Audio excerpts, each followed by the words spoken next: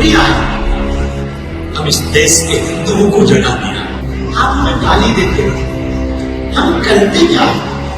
क्या हम किसी पार्टी के लिए आते, क्या हम वोट मांगते? हम तो हिंदुओं को एकजुट करने आए। आप हमें और रोकोगे, हमें मत बताएं। पंडित धीरेन्द्र शास्त्री को कौन ही व्यक्ति होगा जो इन्हें नहीं जानता होगा। सनातन के रक्षक और हिंदुओं को जगाने के रास्ते पर निकले बाबा के बयान लगातार सुर्खियों में रहते हैं। ऐसे में बिहार में हो रही हनुमंत कथा में राजनीतिक दल और बागेश्वर बाबा आमने सामने हैं। लेकिन इसके पीछे की पूरी कहानी क्या है वो आपको बताते चले। दरअसल बिहार के गोपालगंज में चल रही हनुमान कथा को लेकर के सियासी हलचल तेज होती जा रही है। आरजेडी और बीजेपी के बीच वार पलटवार का सिलसिला जारी है। इसी बीच धीरेन्द्र शास्त्री ने भी अपने विरोधियों को करारा जवाब दिया है। उन्होंने कहा है कि हम बिहार में वोट मांगने या राजनीति करने नहीं आए, बल्कि हिंदुओं को एकजुट करने आए हैं। हम किसी पार्टी के प्रचारक नहीं, बल्कि हिंदुओं के विचारक हैं। धीरेन्द्र शास्त्री आगे कहते हैं, राम के राष्ट्र में राम की कथा को तुम कैसे रोक लोगे? यह देश राम का है, तुम्हारे बाप का नहीं।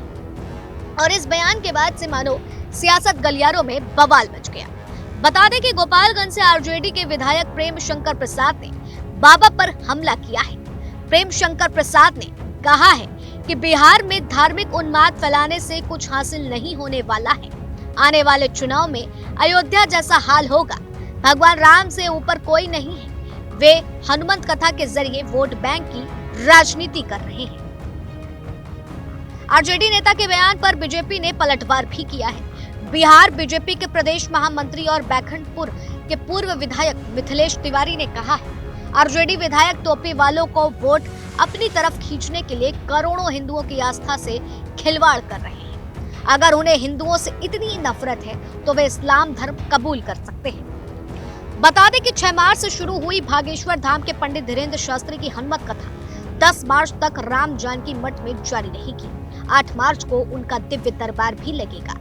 आयोजन स्थल पर आयोजक की ओर से 100 से अधिक खानसामा के माध्यम से प्रसाद और भोजन बनाने की व्यवस्था भी की गई है। 5 दिवसीय हनुमत कथा को लेकर के सियासत कब थमेगी यह तो समय ही बताएगा, क्योंकि पहले ही दिन हनुमत कथा में इतना बवाल होता हुआ नजर आया है। जहां राम का राष्ट्र है या फिर किसका राष्ट्र है इसकी बात तो चल रही है, या फिर किसके बाप का राष्ट्र है इसका भी जिक्र हो रहा है। लेकिन सवाल है कि क्या बागेश्वर बाबा के वहां पर कथा करने से सियासतदारों में इतनी हलचल पैदा हो गई, इतना डर बैठ गया है कि कहीं बिहार की सत्ता में वो वापस आ पाएंगे या नहीं, इस बात की चर्चा तेज हो गई।